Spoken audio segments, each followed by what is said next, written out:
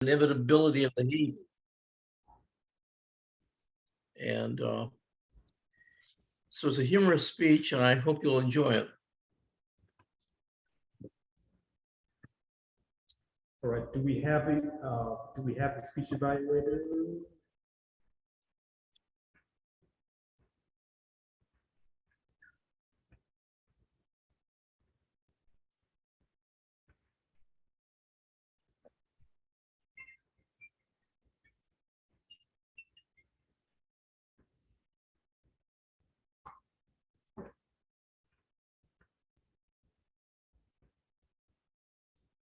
And for the prepared speech, we'll have Wes Hillstrom.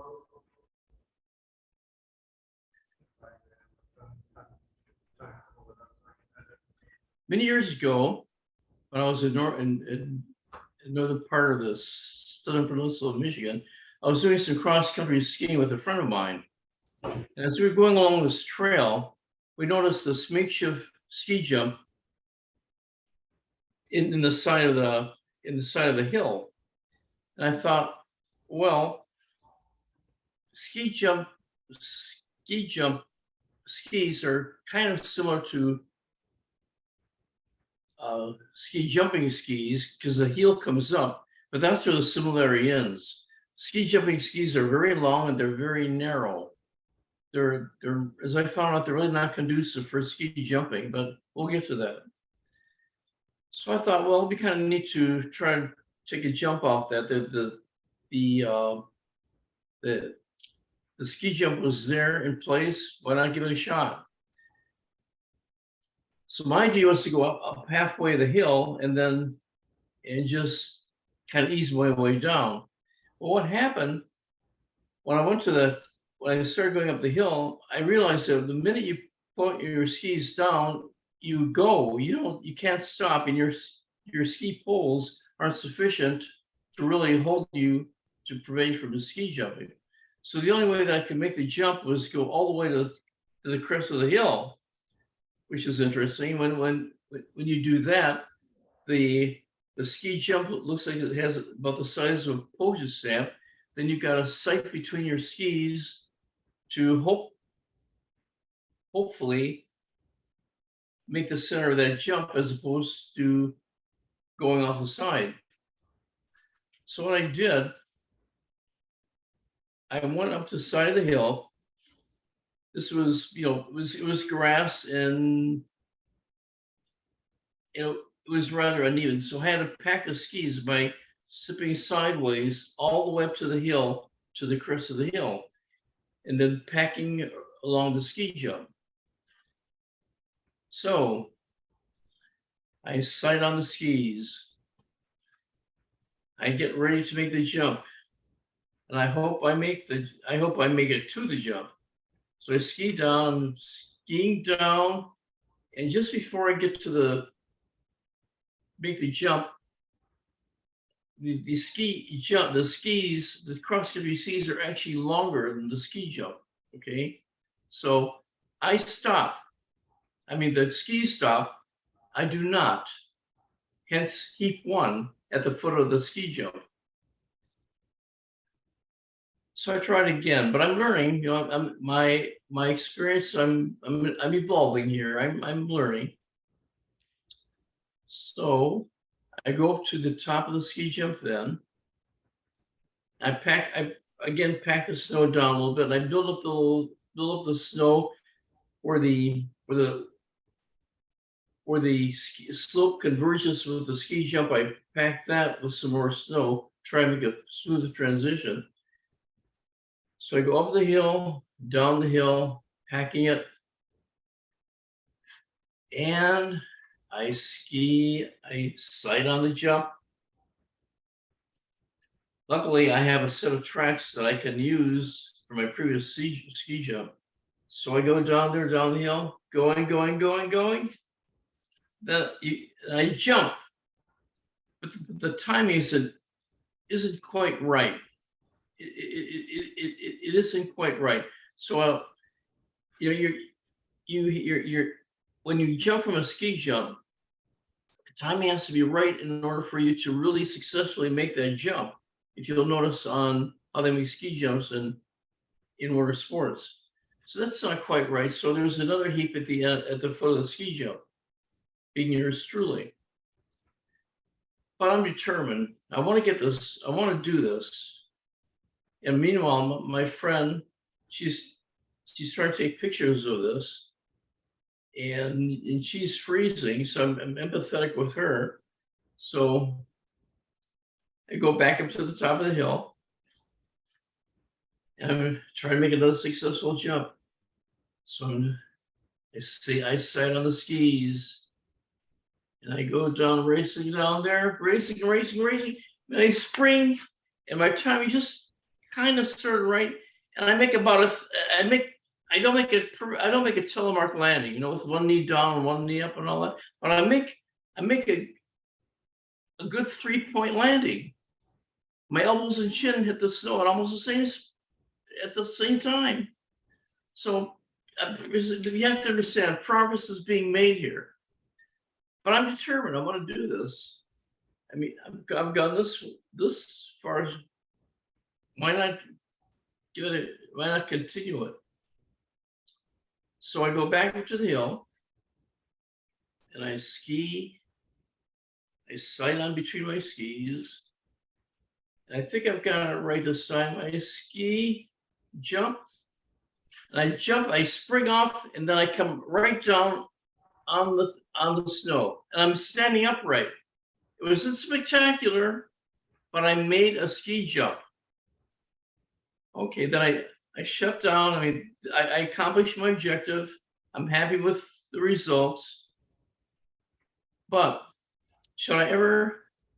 My recommendation is, if you ever want to do ski jumping, ever try it. Probably not a great idea to do cross country skis, but because you may experience the thrill of victory and the inevitability of the heat. Mr. Toastmaster. All right, thank you, Wes.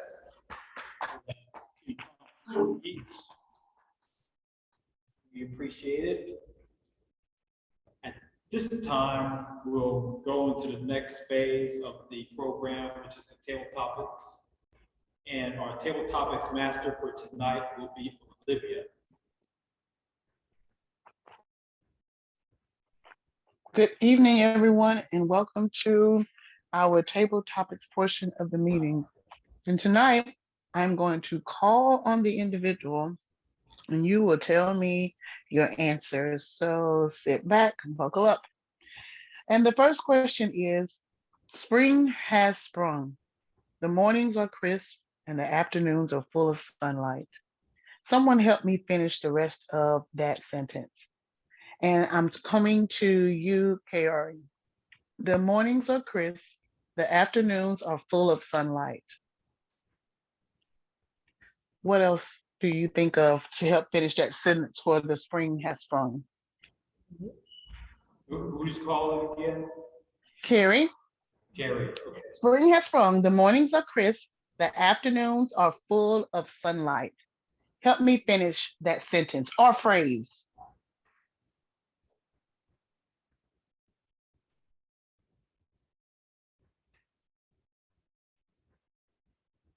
Sunlight coming out in the afternoon.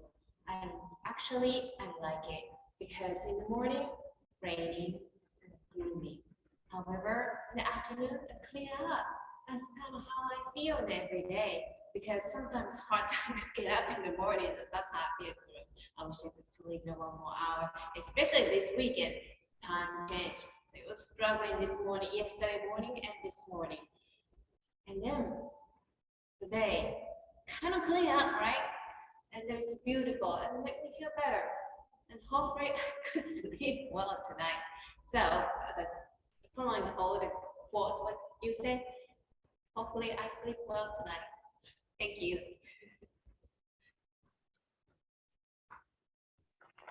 Thank you very much. This next question, that was a very good answer, Kari. Thank you. The next question is for you, Maurice, since you're already there. Daylight savings. What else about the springtime do you want to save? Fellow Toastmasters and fellow Toastmasters, what else do I want to say during daylight savings time, springtime? Well, one thing that I would like to say during the springtime is the mid-spring weather. I would like that to remain the same throughout the whole summer and to all the way to mid-fall with no breaks. So that is one thing. But incidentally, on a side note, since it's daylight savings time, I did something yesterday morning that I don't think I've done before during daylight savings time. I actually sprung back yesterday, and only the time that I recognized it was around 5 in the morning. I briefly turned the radio on, and I was listening to a program, and I said, what is this radio program doing on at 3 in the morning? That's weird. Then I got up, looked at my cell phone, it was 5 something, not 3 something. So that was the first time I ever sprung back during daylight savings time. I guess I was so anxious to get an extra hour, not forgetting that we were going to lose an hour. And I guess I had a few qualms about that, but overall, I don't have many qualms about daylight savings time, because I do like the sun to go down later in the evening as opposed to early in the evening, like standard time. Back to you, Madam Topics Master. Thank you. Very good. Maurice, I am so surprised that you actually tried to fall back in the springtime. That's okay. We all make our share of mistakes. So my next question is, spring has sprung and love is in the air. Caleb, with no qualms about it, how would you tell someone you don't know that you love them? Or I'm sorry, how would you tell someone that doesn't already know that you love them?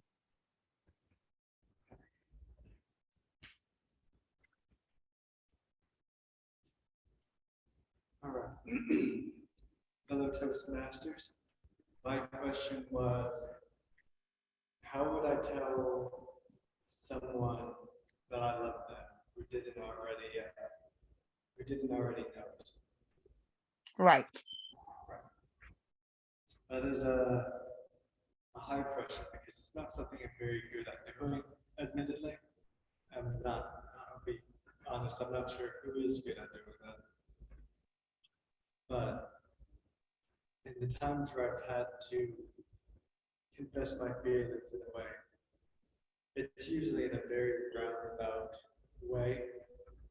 And at least when I was young, as I got older, it became a bit more direct. And I was very lucky throughout high school because I would be asked out rather than me having to ask people out myself, which did not prepare me very well for college at all. But now that I'm older and more mature and slightly more confident with myself, it's a bit easier for me to go up and tell some of my feelings for them, rather than just hoping and praying that they understand what my feelings are. And I have no qualms about that, because it means that I'm more direct and more confident in the things that I need to say and the ways that I feel. That is the answer to my question. Back to you, Madam Toastmaster. All right, thank you. Very good, Caleb. When I wrote that question, I was like, oh, this will be a good one for Caleb. I could see you blushing trying to tell someone that you love them or you have feelings for him, that you have feelings for them. So I thought that would be a cute one for you. Hopefully it didn't make you feel too uncomfortable. The next question is for Donovan. Donovan, what is your favorite food for the springtime? Thank you, Olivia. Can someone time me? Let me get it out. I can do it right quick. Give me 1 second.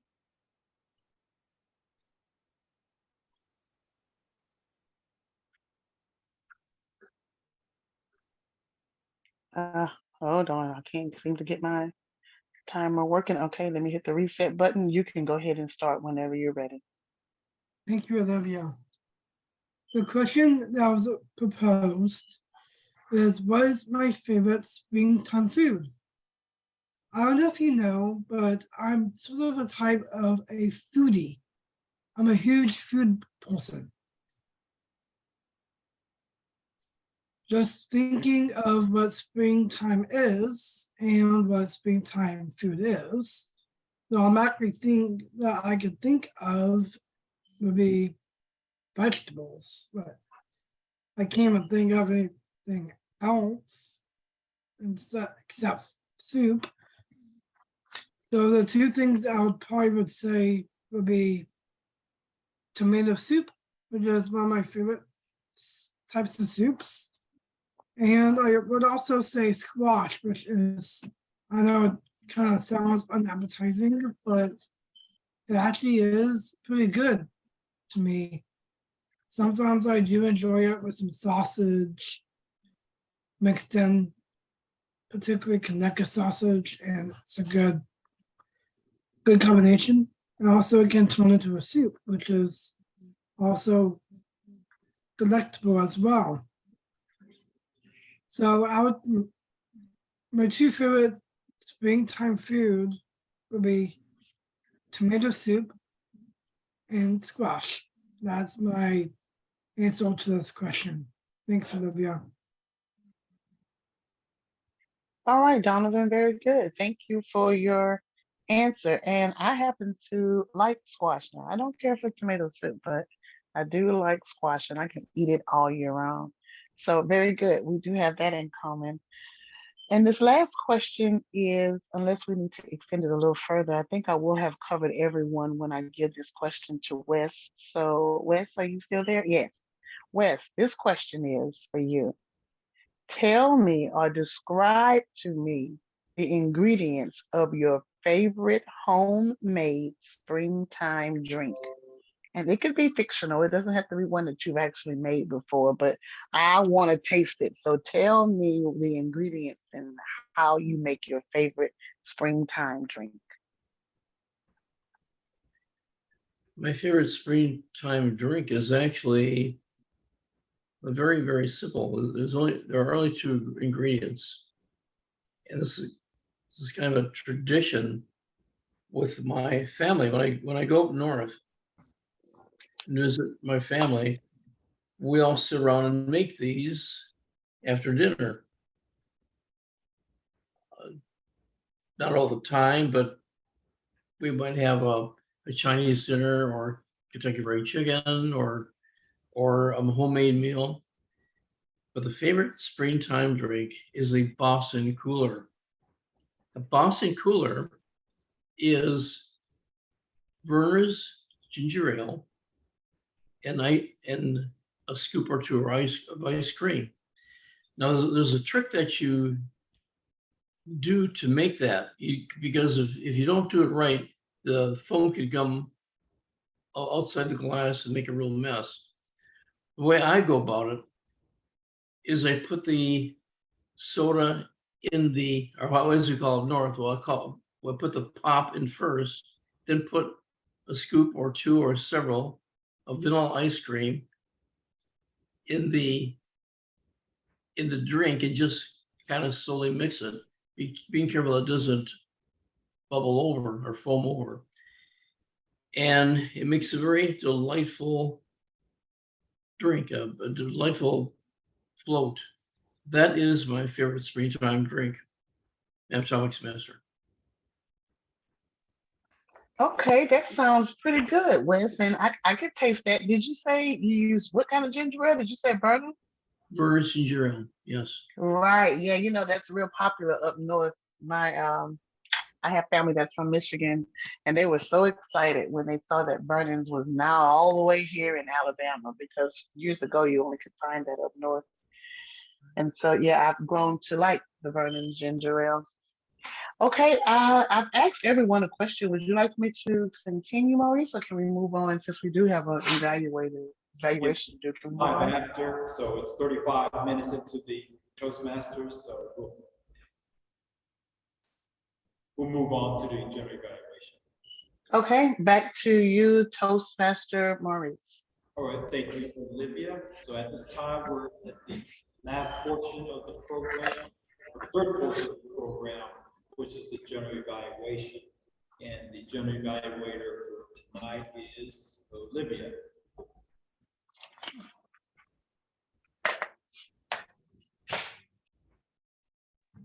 Thank you, Maurice, and everyone. We have reached our third portion of the meeting, which is the time where we talk about or we go over all of our evaluations, and those that have roles will give their report. We did have the privilege of having a prepared speech. We thank you very much for that, Wes. And did we have a speech evaluator? Yes, we do. Okay. At this time, please.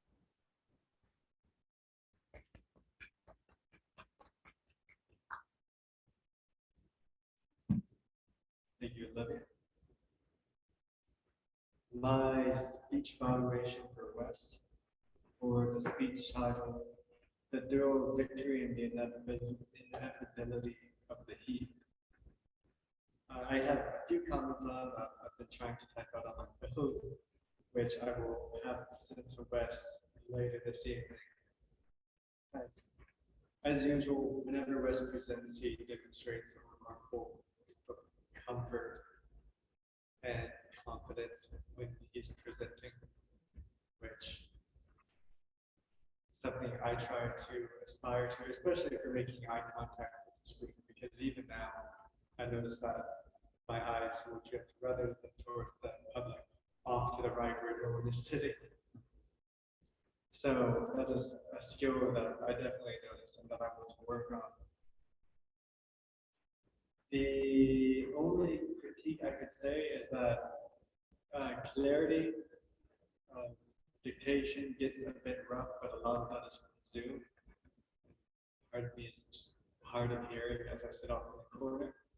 So it becomes difficult to understand or to follow parts in the story, but overall, it was a great story, and I'm glad you gave us the story, because I know it was last meeting, I believe, that Wes mentioned bringing it up. So thank you for the presentation, and that is my speech evaluation.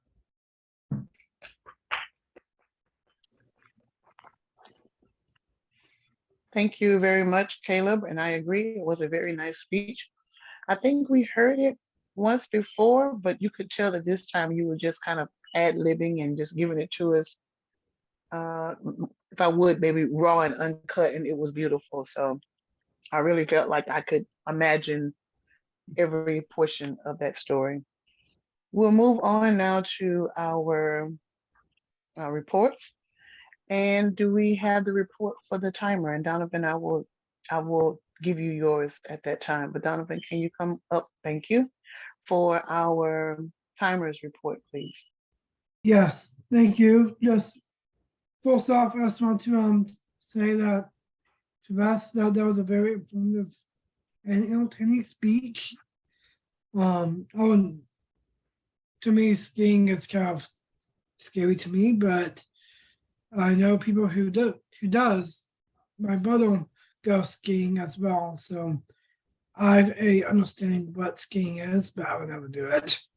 But other than that, I just wanted to say that that Russ's time was 5 minutes and 46 seconds. Then for the table topics, Carrie's was 40 seconds. Maurice's table topic was 1 minute and 59 seconds. Caleb's table topic was 1 minute and 19 seconds. Olivia, can you fill in my time, please? Donovan, your speech was 1 minute and 28 seconds. And then Russ's table topic was 1 minute and 38 seconds. And then Caleb's evaluation of Russ's speech was 1 minute and 30 seconds. That's the time I'll be put up for the evening. Thank you. Back to you. Thank you, Donovan. Next, can we call on, do we have a grammarian and all counter? Yes. Thank you.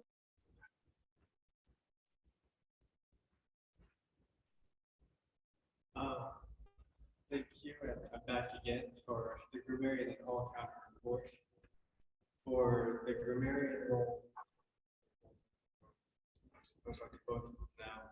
I didn't mishear, or I didn't hear any misuses of the English language as far as I'm aware. And the only person that I heard using filler words was myself a few moments ago. As far as the uses of the word of the day, which was qualm, I believe Maurice used it twice, Olivia used it once, and I believe I used it once as well. If anyone else used it on Zoom, I didn't hear. Please let me know. Did you? Or- I didn't even know what it was. And I believe that's it. That's my grammarian and all counter report. And back to you, generator, or general fiber. Thank you, Caleb, for your report on the grammarian, all counter, and use of the word of the day. The general evaluation is as follows.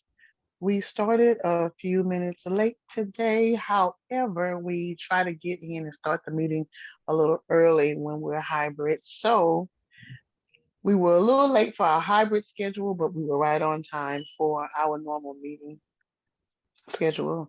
Wes was able to grace us with his presence as well as give us a speech. Thank you very much for that, Wes. Everything else, the meeting kind of flowed very well, in my opinion. And thank you all. I enjoyed the table of topics portion of the meeting. Spring is not my favorite season of the year, but I do like a lot of the things that spring has to offer. So I enjoyed our subject or our theme, as well as our word of the day, qualm. It's an uneasy feeling or doubt or worry or fear. I think that is it for our general evaluation. And unless there's something else, I would relinquish the lectern back to our Toastmaster, Maurice. Thank you. Thank you, Olivia, for that general evaluation. There is no educational overview for this evening and no awards for this evening.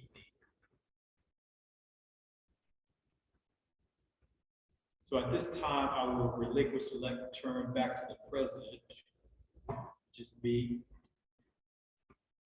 One point of club business, Olivia or Wes or anybody, do you have a copy of that flyer that's been floating around for Hilltoppers? I guess since last year.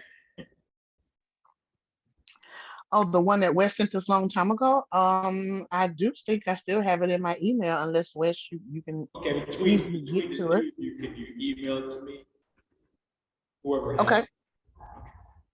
Me too, please. Okay, I'll sure go look for it. I think I might also, but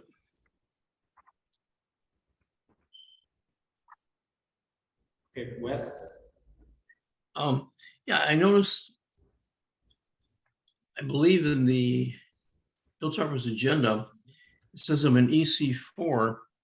I'm actually an EC5 as well as an LD5 and a PM3. So, but it's I don't think I don't know if it's I don't know if the EC5 is recorded in the Hilltoppers agenda or in the Hilltoppers records. All right, I can.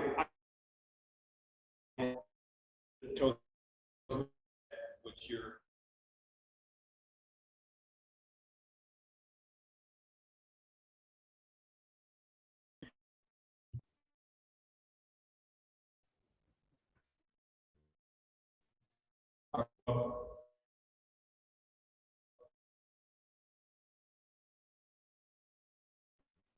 Well, for next week's meeting, which is going to be all virtual, okay, my computer. Oh, okay, pop back on again. No, all right. Yeah, I think it's the signal strength of this Wi-Fi. I think it's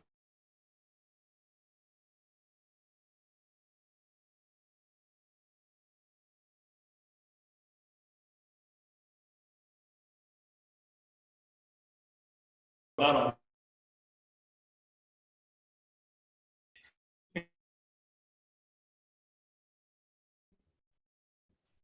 All right. Oh, so that was your only comment. Okay, understood. Okay, next week's meeting, if you be sure to take a roll for next week's meeting if you can. I will put myself down for a prepared speech. Oh, I'm sorry. Olivia just said she was going to prepare a speech. Yes, you just. Yes, I said I'll do a prepared speech, and I see Wes has his hand raised, and I think Donovan's hand was up too. Yes. I also want to be doing a prepared speech. All right. If I can. Oh, no problem. Just whenever you're ready, just send a speech request. You know, and you have, well, it allows you 3 weeks to schedule it. You can do it for next week, the week following week, or the week after that. If he wants to take a prepared speech for next week, by all means, he can take it. I know we have usually time enough to do two, but if you already have one prepared, I was just challenging myself to get one. But if you already have one prepared or you want to, Caleb, then please do. No, If you want. I'm trying to challenge myself.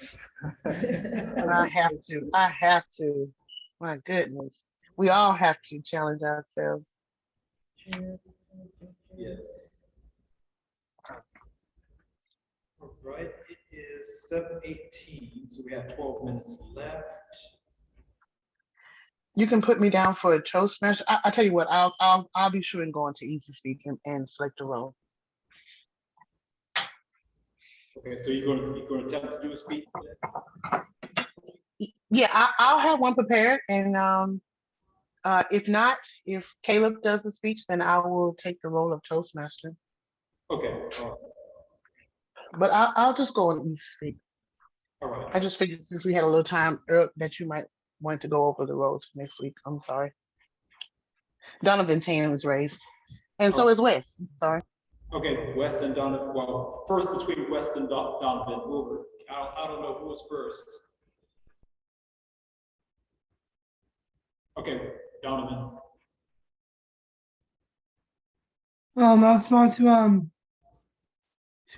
go ahead and put, I want to be on the table topics master tomorrow next week. And I also want to do an education overview. All right. Got it. Awesome. Thanks, Donovan.